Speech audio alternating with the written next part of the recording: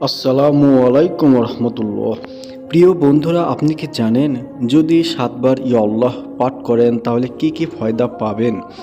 অথবা আপনি যদি 11 বার ইয়া আল্লাহ পাঠ করেন তাহলে কি কি ফায়দা হাসিল করবেন? জানতে ভিডিওটি না টেনে সম্পূর্ণ দেখুন, একটি করে লাইক দিন। আপনারা যদি এই ভিডিওটি সম্পূর্ণ দেখেন তাহলে বিশ্বাস করুন আপনাদের প্রতিদিনের চাহিদা পূরণ হবে ইনশাল্লাহ। আপনার সমস্ত কাজ সফল হবে, পেরেশানি দূর হবে, সব সমস্যার সমাধান হবে, দোয়া কবুল হবে, আরও লক্ষ কোটি ফায়দা পাবেন। আপনি অনুমান করুন যে শুধুমাত্র 7 বার ইয়া আল্লাহ পড়তে কত সময় লাগবে। যতদূর আমি জানি 10 সেকেন্ডের মধ্যে আপনি এটা পড়তে পারবেন বন্ধুরা। এর নাম মোবারকটা আমি যেভাবে পড়তে বলবো আপনি যদি সেভাবে পড়েন তাহলে দেখতে পারবেন আপনার জীবনে কত পরিবর্তন আসে। এখন আমরা ইয়া আল্লাহ পড়ার ফজিলত সম্পর্কে জানব। এটার অনেক ফজিলত আছে, আপনারা মনোযোগ দিয়ে বুঝে নিন। যারা আমার এই ভিডিওতে একটি লাইক করবেন আমি আল্লাহর কাছে দোয়া করি আল্লাহ তাদেরকে মালামাল করে দিন, আমিন আমিন।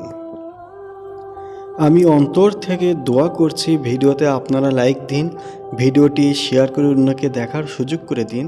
আল্লাহর রহমত বরকত দিয়ে আপনাদের মালামাল করে দেবে, আমিন সুম্মা আমিন।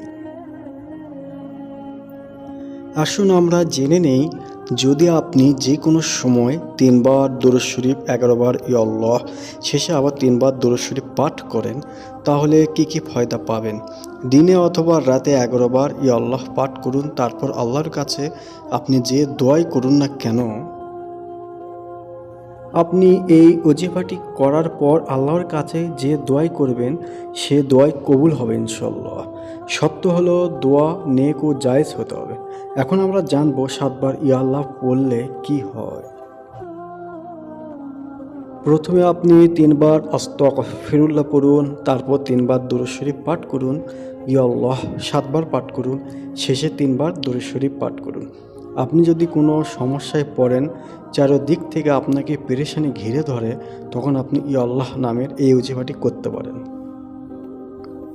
7 বার এই ওজিফাটি করলে আপনার জীবন থেকে সকল পেরেশানি, সকল কষ্ট মন আল্লাহ তাআলা দূর করে দেবেন, সুবহানাল্লাহ।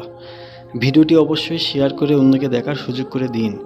এই আমলটি করার মাধ্যমে একজন বান্দাও যদি জিকির করে তাহলে আপনি অনেক ফায়দা হাসিল করবেন।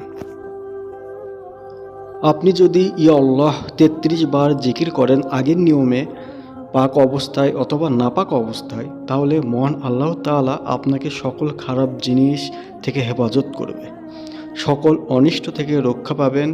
সকালে আপনার চোখ খোলার সাথে সাথে এই ওজিফাটি করুন সকালে।